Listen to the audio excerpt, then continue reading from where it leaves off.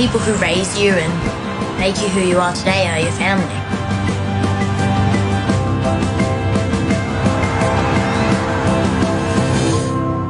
Not all good things in life come easy.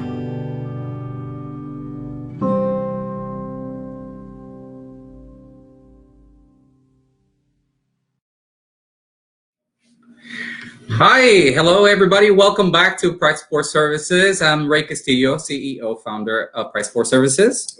Xavier Laporte, Director of Operations. And we have some very, very, very special people with us today. As you know, our discussion today is same-sex parenting. And we have Dawn Pugh back. Hey, Dawn, welcome back. Thank you for joining us again. And we have Neil and Ronald Alarcon, who are decided to join us today. So welcome, guys. Thank you. So we always start by Dawn. Tell us a little bit about yourself and how do you relate to this topic? So I'm Dawn Pugh, and I, along with my wife, we've been together for a long time, 10 years. We've been married for 8, and we have 2 5-year-olds, 2 special needs 5-year-olds. So we are, we're, as a same-sex couple, raising 2 beautiful children in a mostly welcoming community, but sometimes you get a little shocked. Yes. That's awesome. Yeah, we're going to definitely talk a little bit more about that. Yeah, definitely. Neil, Ronald, kind of introduce yourselves and how do you relate to the topic, which I think it's obvious by the video. Yes, I'm Neil. This is my husband Ronald. This is our baby girl Viviana, and she's 2. She's gonna be 2. That's awesome. So you guys, you know that the documentary for this week was Gayby, and it's a documentary from 2015, and it kind of walks us as viewers through the life of 4 children, Gus, Ebony, Matt, and Graham, who are children who are being raised by same-sex parents. And kind of what I did like about the documentary was that it normalized same-sex parenting. It was like, as you watch the documentary, it's like these were normal children living normal lives. I think Matt, I believe it was, Matt was the one that kind of struggled a little bit because of the religious views on same-sex couples, and how he felt the church kind of pointed the finger at his moms. Yeah. But it was a very interesting, documentary that kind of showed the lives of these kids living with same-sex parents. So what did you guys think? Dawn, what did you think?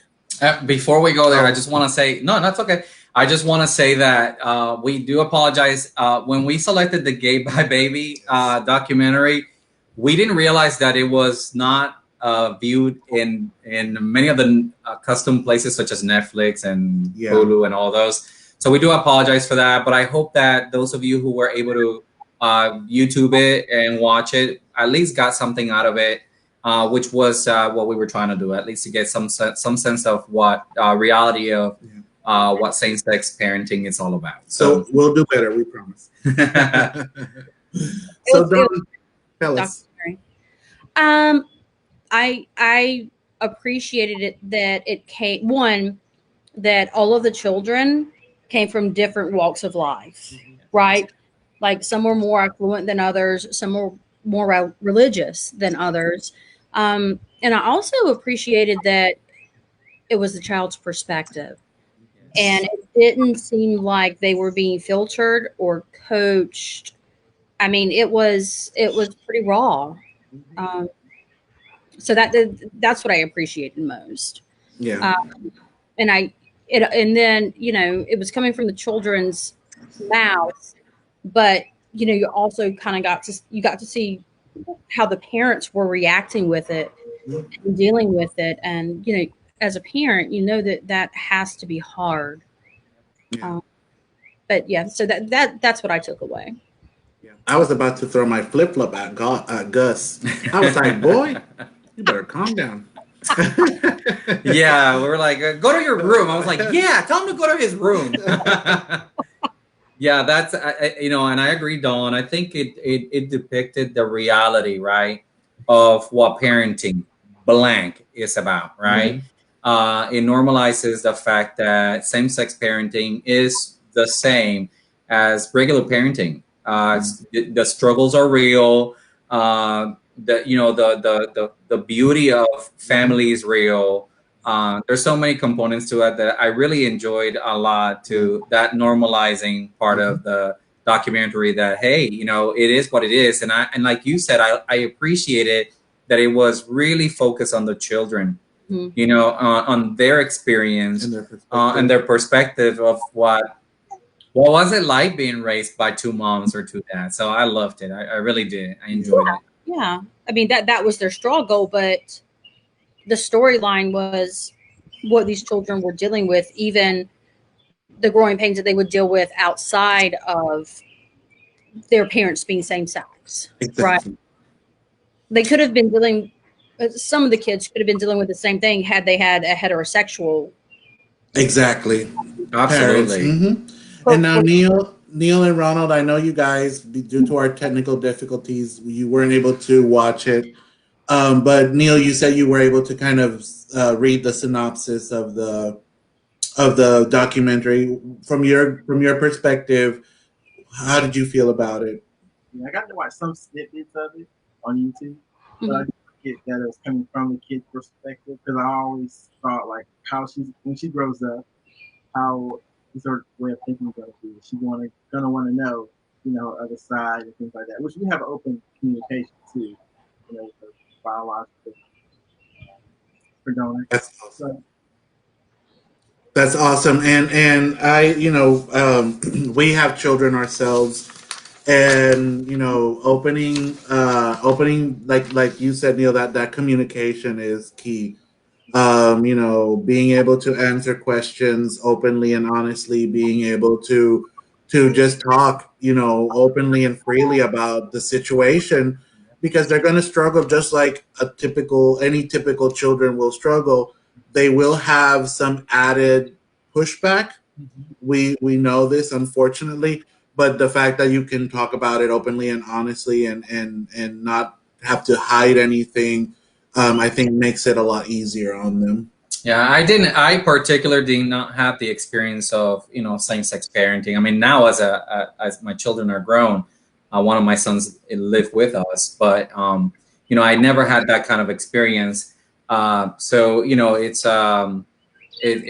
but I go back to what I saw on the video, what I see with people that I know, and it's just parenting. It's trying to do the best that you can as a parent for your children. I remember that there's a great book, and I'm not trying to put it out there, but there was a great book that I read once that that said that parenting isn't for cowards, or something like that. Where it's all about the realities of parenting, right? And it doesn't matter what the roles are. It doesn't matter whether it's same sex or heterosexual parenting. Is the same all around. So and we'll talk about a couple of the differences, right, that exist, of course, and the challenges. And this is what we want to do today with this broadcast, is put out there the message that that the gay parenting or same-sex parenting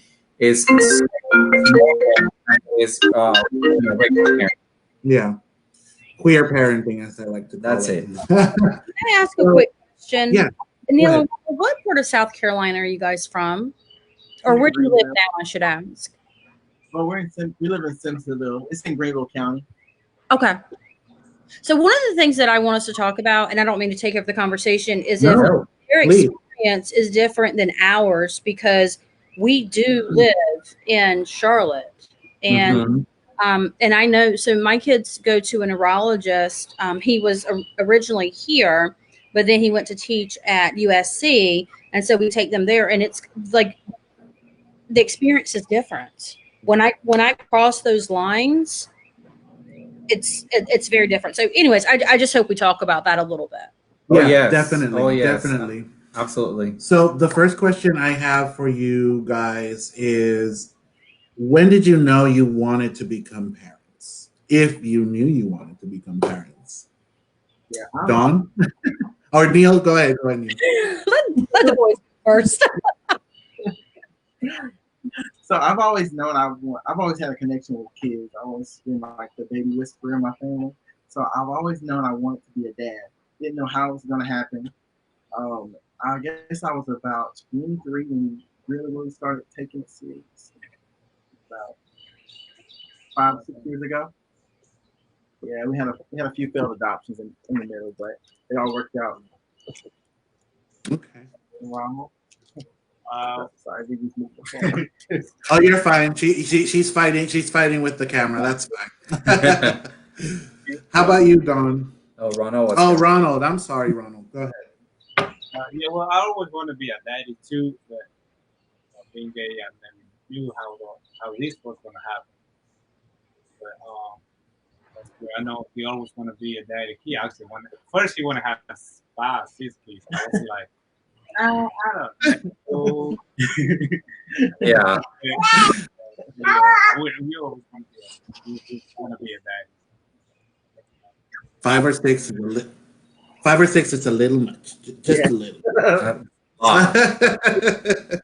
One more. How about you, Dawn? So, Julie and I, we married later in life, her especially, and we were doing the brunch thing, and we were doing the all of this social stuff, and it wasn't fulfilling, right? Like, we need something else. And we both basically picked ourselves up from the bootstraps when we were in our early 20s, and brought ourselves to a space where we're functioning adults, unlike some people in our family, and we wanted to give that to someone else. And I, to be completely transparent, I would have adopted. But Julia said that, she was going to be an older mother. And if she was going to be an older parent, then I was going to have to grow them. And I did. And it's the most beautiful, crazy, traumatic, like, parenthood is, it's amazing. Yeah. It's like Pink says in her song, it's a beautiful trauma. Mm-hmm. Exactly. But yeah, it just came from a space of, not wanting to live the typical lifestyle that most LGBTQIA plus people lead, right? Because they don't have children, and they don't have the responsibility, and we felt like we needed that. So I wonder if for you guys was, the idea came from one of the partners first of wanting, and the other one was probably reluctant and said, no, I don't think that's for us. However, then what changed your mind to? Ronald is laughing. Uh-oh. Was that the story for you guys? Yeah, it was. Yeah. And how? No. So you were all about the children and wanting the kids, wanted 5 or 6. Neil, yeah. It was like 1, 2, 3. Yeah, and Ronda's like, no. Ronald's like 2. Ronald's like 2. Limit. But what changed your mind? What came to afterwards? What changed your mind to wanting to have kids? Well, we always want to have kids. We actually when. Yeah, that was the biggest thing. When we were actually asked to adopt by someone, and it didn't work out. We weren't ready at that time for sure. It was 4 or 5 years ago. We weren't really ready. We kind of had put it on the back burner. And then after that happened, we were like, well, maybe we do want to have, kids now. He was like, I don't want to be an old man and raising kids, and can't play ball and things like that. So that's when we kind of start looking into it more and trying to figure out which route we were going to go with. Definitely. Dawn, what about for you? What was it like that for you guys as far as like, you know, one of you wanted it, the other one didn't, or was it always equal?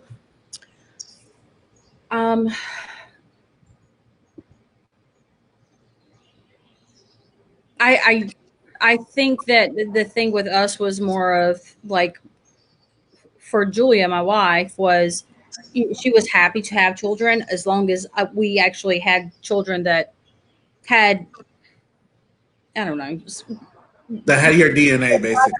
one of ours. She had already had a hysterectomy, so she wasn't going to be able to do that. And then two, for us to do it as quickly as possible, because she's 52 now, 51 or 52. And she wanted to be able to participate, right? Because when kids are young, as you see, I mean, they're busy. Yeah. Yeah. And they keep you busy for sure. Well, It was never a case of one of us wanting them more than the other. It was just about the way that we went about it, Yeah. and the way it was timed out. Yeah, and I think it's a, you know, and this is a good opportunity because I believe that there are more queer couples out there, right? Or even not even couples, just you know, single people. Like it could be a single lesbian or a single gay person who is interested about having a family, right? And I think this is you know, this is what we want to kind of portray and get them in and put the message out there that no, it is possible, right? It is possible to have a family. It is possible, whether like you, Dawn, in your experience, you had them yourself, or even, you know, through someone else. What's it called? Surrogacy, or even, you know, adopting, which is another option, right? So this is the message that we want to put out there because of older children. Right. Well, Dawn, I remember, I think in a couple of sessions that we did together, you mentioned that you had adopted at one point, right? No, I wanted to. That would I would have chosen, if it were up to me, I would have adopted older children from the system rather than actually like grow my babies. I'm glad that I did what I did, but just coming from an underprivileged background, I wanted to give that chance to someone else. I wanted to give something to someone else, which I'm, you know, it's so weird, like how the world works. Because I grew two special needs kids, right? That I'm giving them something that had they been born to another family, they might not have had. So yeah, definitely. So a wonderful life and a wonderful opportunity to live, and you know, with great parents. Yeah. So I guess the other question is, and this is kind of more staying in the, you know, in the subject, but kind of not. And this question is asked purposefully: is your marriage different than a straight marriage, apart from the obvious? No, not at all. How about for you guys? I wouldn't say so. We go through the same thing as a straight couple would. Yeah. After we had kids, we learn each other again too, because it's a different. Not to say it's a different person, but we're different. We're not the same as we were before we came. But we've grown a lot for sure. Definitely, you know, and I guess, you know, this is such a great subject because I guess this is what we want to kind of portray to everyone, you know, watching. It's like it's a marriage just like any other marriage, and we go through the same struggles, and we go through the exact same things that any other marriage goes through. Well, I want to make it a little bit more spicier in this context of couples, right? And it is that, you know, look at Dawn. Yeah. Well, you know, but let's go ahead and talk. Open book. Unfortunate for. We know you, Dawn. So you know, you're like. So my question is, all right, so let's just keep it within the queer content, right? How different, or is there a difference between a marriage, you know, your marriage today versus a couple or a married couple that does not have any children? And what do you think the differences are? Well, you're exhausted. Yeah. You are exhausted, and without going into a ton of detail, and I'm sure, they have a 2-year-old, so they're going to be able to speak to this even more than I am. Some things are not priorities anymore. You basically need to shower at least twice a week and pick your dirty underwear off the floor. Like, you have to learn to love your partner in a whole different way. Yeah. I agree 100% there. What about you guys? What do you guys think about that? Like, as far as, or maybe you can speak to how different was it for you when it was just you two and when Viviana came on board?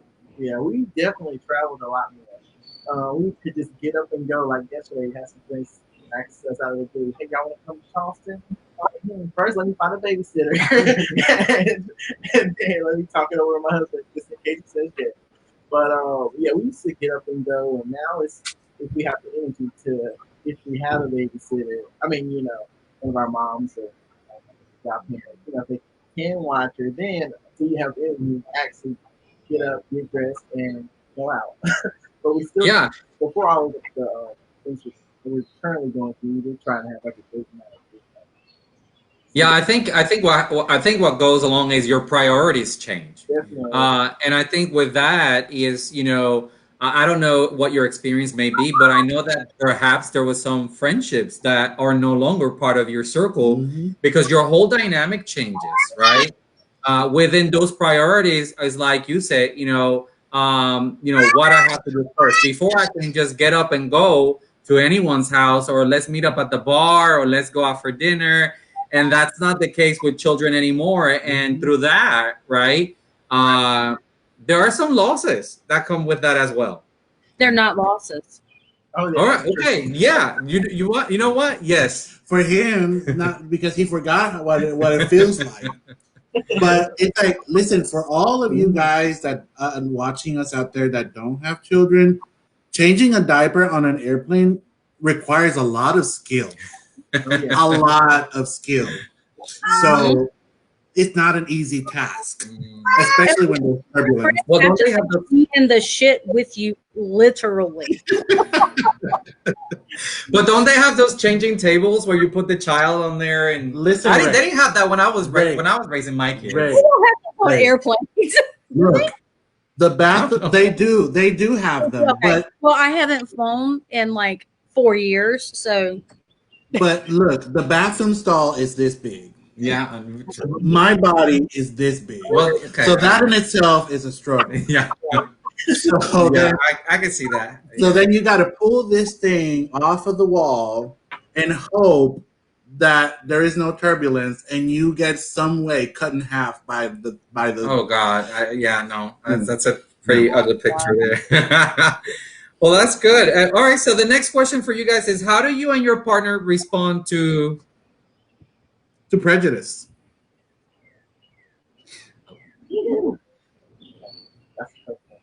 So can we? Is this where we can bring in the South Carolina, North Carolina difference? Yeah. Let's do it. Yes. Do it, Dawn. Do it. Well, I'm not going to ask the question. Yeah, you have. No, go ahead. Go ahead. Bring the top because it is interesting that. For instance, like when you guys took, I'm sorry, what? Please repeat her name. Viviana.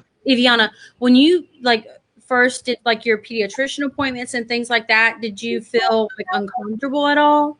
No. Our doctor, she's very LGBT friendly. So our main thing was going to everywhere. We have some parent groups here locally, and to people that we knew were LGBT friendly, that understood surrogacy and wouldn't say things. Yeah, it'll make it awkward. You have a pappy in your mouth. So they're pappy too. Well, go ahead and bring your experience, right? Because I think it does make a difference when you are living in a metro area where it's very tolerated or accepting than when you are not within the metro context area. You know, let's just say outside of Mecklenburg or Charlotte, and Yeah. you're going into a place. So what, you know, talk to us about that. So I'm from South Carolina. I'm from a very small town, Darlington, South Carolina. But you know, my wife and I live in Plaza Midwood, so we are in, as far as Charlotte is concerned, or whatever, like 28205 is like the most LGBTQ zip code in all of Mecklenburg County. So you know, when we were looking for pediatricians, we reached out to our fellow LGBTQ plus families, right? Because they had already had children, and they were like, okay, you go see Dr. Ankra because you know she's very friendly, and it was easy for us, right? But then you know, when I go to South Carolina, and even talking on the phone to like the people who make the appointments, the administration, they're just like, oh, and who's the father? Well, there are two moms. Wait, you're the mom, and it's very different. And you know, anytime we take them anywhere in South Carolina, they think that Julia is my mother. And it's hard because I don't think that assumption exists here. Like, I think that people just see the dynamic and they understand because they've had the exposure of same sex families, like, right, same sex parents. But in South Carolina, it's, in my experience, and you guys please correct me if I'm wrong, but you always have to kind of, or we always have to expect that the question is coming, and you know, how do you deal with it, right? Thankfully, we haven't had it just yet, but I know it will be different when possibly she starts public school or however you do that. Because recently, in about October, we started looking at daycare, and that was one of the main things. And that's when I did experience some of them, some prejudice on religious-based schools and daycares and things like that. I did experience a little bit, but I kind of had, you know, you kind of get a feeling anyway when it's right. You know, this is where I want my kid to be, but it's tough. So, but you guys aren't experiencing any sort of like discrimination or like I wouldn't say it was discrimination, but I could kind of get a feeling. When you get a feeling, you just kind of know. Yeah. You know, if he has two dads, you know, I'm daddy, he's poppy. You know. She asked, "Well, when am I going to meet the mom and the baby?" I said, "Well, there's two dads. I'm daddy, my husband's poppy." It's like, oh, you know, kind of. I don't know if it was her mix or you know, if it just kind of threw her off guard. But, that was kind of the only thing I ever really. I love making people uncomfortable. Love it. It's one of my favorite hobbies. I love making people. They're my people. Oh my God! It's like there's such a joy to people, you know, that us making assumptions, and then all of a sudden it's like, yeah, and they make a comment like, no, I'm a faggot, and just to see their face, it's like, I'm like, yeah, I don't know, I'm evil like that. I'm not evil like that. You learned that word from Moonlight? Because I'm pretty sure you did. That was all right. Don't get me started with that movie because that was very disappointing for me. But that's another topic of discussion. But yeah, you and I need to discuss that one, Dawn. But yeah. So and Neil mentioned something that is kind of, it was kind of further down in our questions, but Neil, you said that she calls you daddy, and then she calls Ronald papi, which is the Spanish version of daddy. Dawn, what do your children call you and Julia? Mommy and mama. Okay, Mama. mommy and mama. Okay. So it's interesting, right? Because then that whole dynamic, whole dynamic of what you call them, you know, changes because it's not the traditional mommy and daddy anymore. And I think that's awesome. Yeah, my kids are special needs, and so they'll go around saying like "daddy" kind of stuff, like random. It's echolalia, I believe it's called, or scripting, and you have to say you don't have a daddy, you have a mama and a mommy, and they're actually kind of getting it. Yeah. We just had experience that about a month ago with Viviana starting daycare. Some of the other kids, they say mom a lot. My brother, he's a mama before. He's always saying mom. So she kind of went through this thing of calling myself mom, and I was always either ignored or corrected. But something that we haven't had any slip ups. Yeah, and we're gonna talk a little bit about it shortly. And it's about normalizing it for your children, right? It's the fact that there is no daddy, right? The fact that it is mommy and mama, right? And it's okay, right? And it's about normalizing it for them until they get it. They're still young, obviously, but they'll get to the point, where they're going to understand, and it's going to be completely normal for them. So, Ronald, this question is specifically for you. So, Fernando, our wonderful social media marketing coordinator, wants us to ask you, what is it like for you as a Latino, given that, we're a very diverse culture here, Neil, Dawn, you, me. As a Latino, how is it like for you being a same-sex parent? It's different because he got his belief. He been raised one way, I've been raised this different way. But when we Viviana, we try to put all our stuff, between, try to become in agreement in purpose. Yes.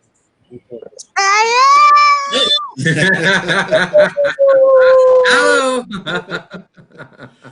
Wake up. So, do your parents? Is your family living in the United States?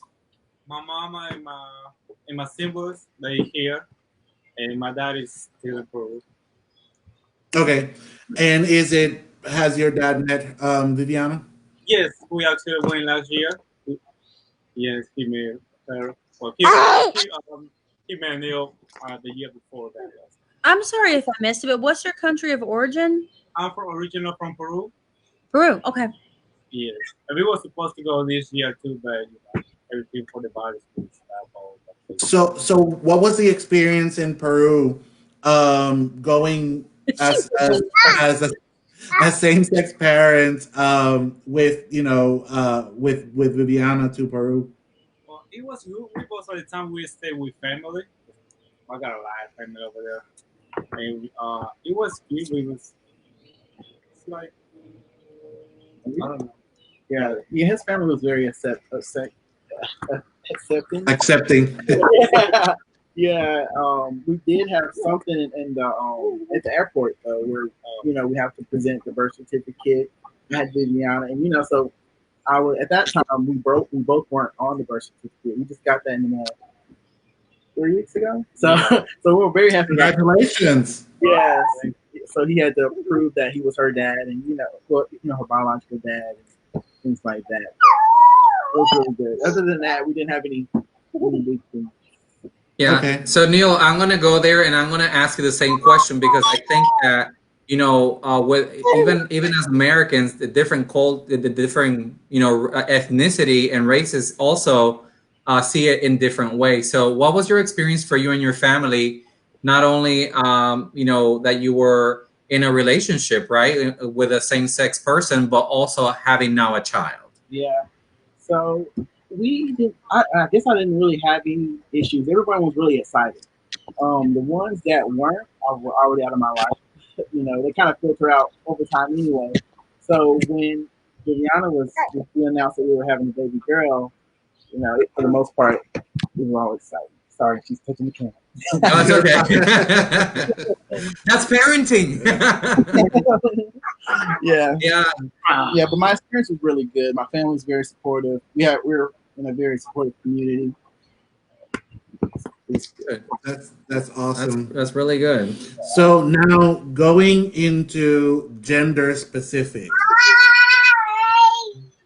what is it like for you, Dawn, as a lesbian couple. So we're talking about two females raising children and how society, because and the reason I ask it is because typically, right, social norms, right, perceive as kind of normalized. It's like, okay, there's a woman with a child, right? It's normal to see a woman with a child, versus seeing a man with a child, and this happens to single fathers, right, where they're looked at like, oh, is he capable? But like in your experience, Dawn, being a lesbian couple with children, how has it been, and do you feel it's any different for, like, for example, Ronald and Neil, from your perspective? So I think that I think I understand what you're asking.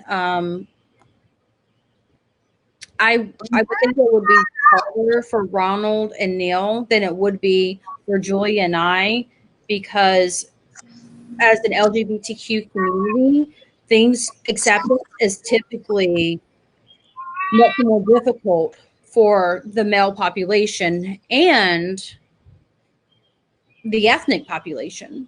Right. So even though Julia is Puerto Rican, she is very light skinned, doesn't speak a word of Spanish. Um, so I think that those things are easier for us.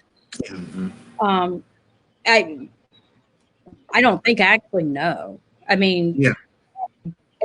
It's you know, our path has again been privileged. Yeah, and that's that, and that's, you answered my question. You hit the nail on the head.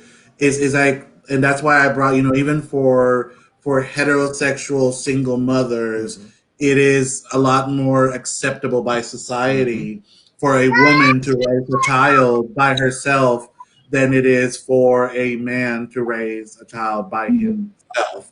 So, Well, yeah, the stigma, exactly. right? All the stigmas that go associated that we as men are probably not as capable. Right. And and I can tell you, when I was in Fort Lauderdale, I was working for what's DSS here down there, right?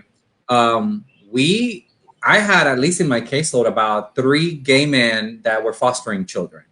And it's unfortunate the way that the system does it is because they really wanted to adopt, and they will make them be foster parents for quite some time before they actually allow them to adopt, for many reasons, right? Which are, I think, not appropriate. But part of the or some of the nonprofit organizations that were working with the children that we removed for placement had an issue with a gay man being a foster parent, or parenting, period. And that is the stigma, and that in society, that gay man particularly cannot parent.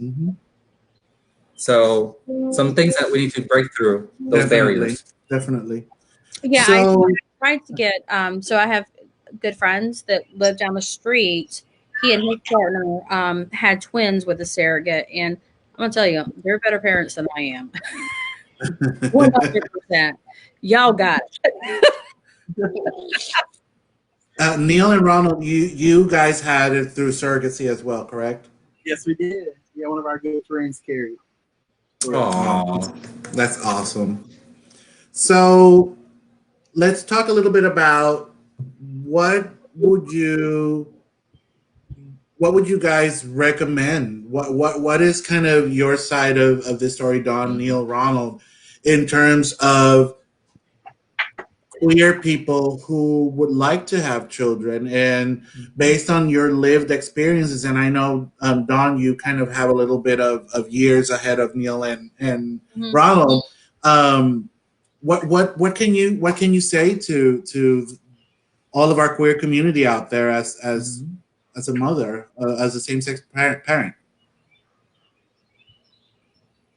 Are we talking about like conception, or are we talking about like after you've? Yeah, no, in terms of parenting. Parenting in general, yeah, as a parent, yeah.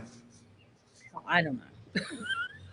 Do what you can do. I mean, you're gonna, as a parent, so one, if you are a parent in a same sex family, like you wanted it, so you're automatically gonna kill it, even when you don't think you are. You are doing your best, even when you think you're not, and you can't compare yourselves to anyone else because everyone's experience is much different. I love Yes. y'all, but that painted wall, that was extra. But yeah, I mean that's my advice. I mean, like the one thing about Y'all made Dawn feel some sort of way about it.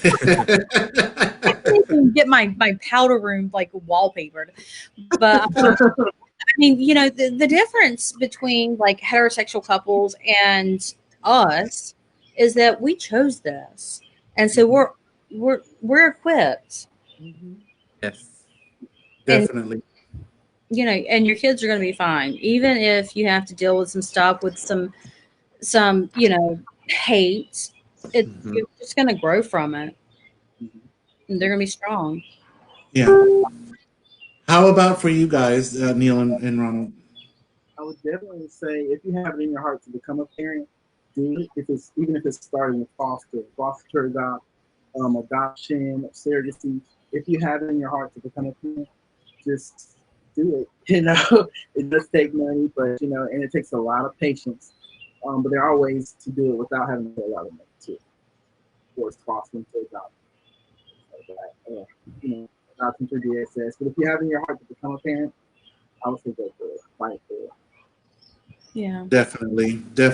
I think there's a lot of, and we want to, speak to those, individuals, whether you are, a single parent, a single person with the dreams or illusions or wish of having a child or adopting or whatever it is, or a couple, to look for get the information, get the education. If it's not possible to do it biologically, like Dawn did, or surrogacy, or there are other options out there. There are a lot of children out there that need loving homes. That need love. Period. And I'm not saying that that we're more loving than heterosexual couples or families. That's not what I'm saying. But I know that we have a ton of love to give. So definitely. So, from our perspective, tips in order to help your children deal with, the things that could happen along the way, having same-sex parents. And we kind of started with this. I think Neil, you brought it earlier. Just state the facts. I think in for those of you that watch our videos, that have watched our previous videos, I'm a big advocate for communication. Communication is key. If you don't say it, it's not known, and if it's not known, it doesn't happen. Yep. So whether you're gay or straight, communicate with your children. Sometimes I think we underestimate the capability of our children to actually understand what we consider difficult topics. But I guess if you make it a point to make your child proud of their family history, they will grow up to be proud of their family history. So communication, just communicate. Would you guys agree? Yes, and I would also add, be aware of the image that you're projecting throughout their childhood, because you never know if you're raising an LGBTQ kid yourself. Right. Definitely. Good point. And then another tip: normalize that. Sorry. No, you're fine, Dawn. Go ahead. Oh, I was just saying, don't make excuses for it or make it seem like it's anything other than acceptable. Exactly. And that, normalize it. Just normalize it. I always say people are as uncomfortable with something as you are with it. So the more uncomfortable you feel, about you and about you being a same-sex parent, that's how your children are going to feel about it. So just normalize it for them. There's no difference between what you're doing as as a same-sex parent than any other parent in the world is.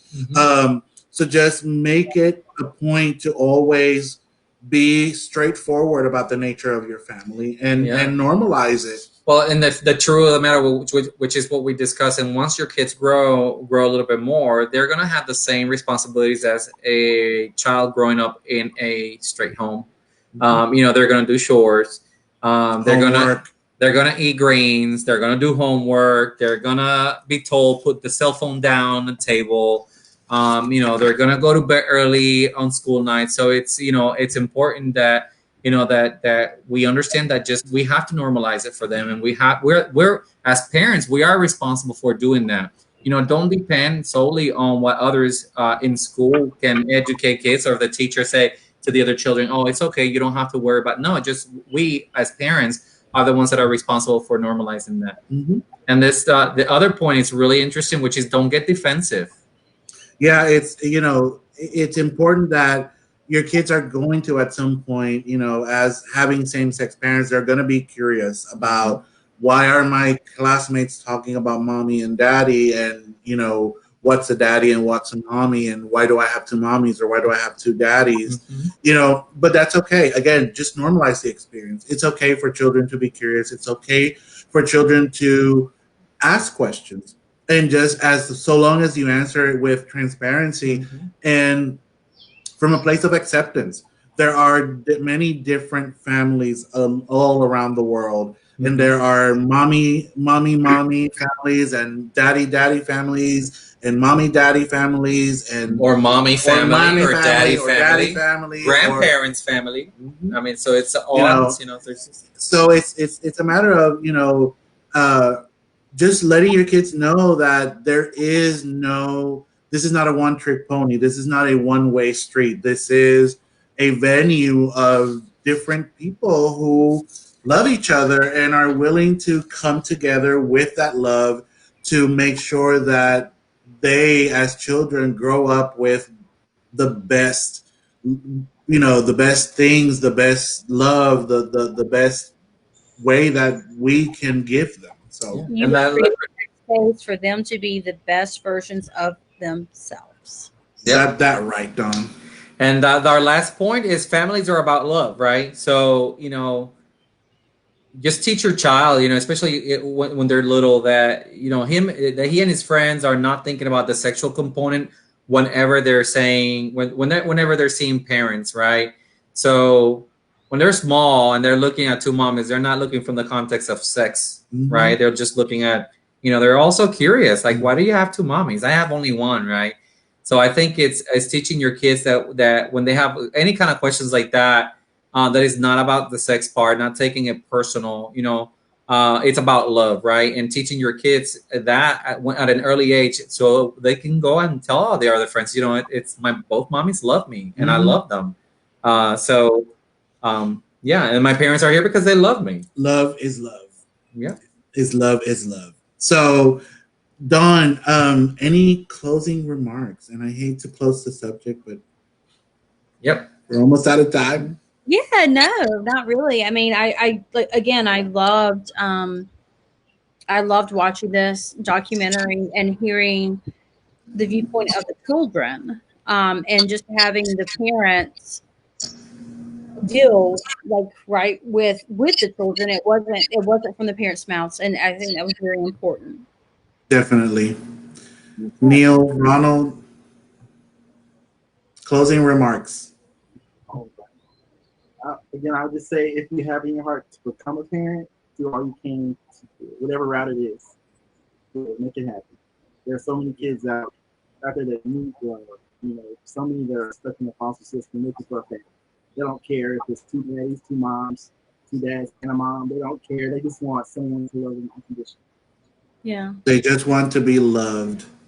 And that's what it's about. So for all of my queer folk out there, Echoing the words of Neil, if it is in your heart to give love to someone who needs it, whether it be by surrogacy, by conception, by adoption, do it.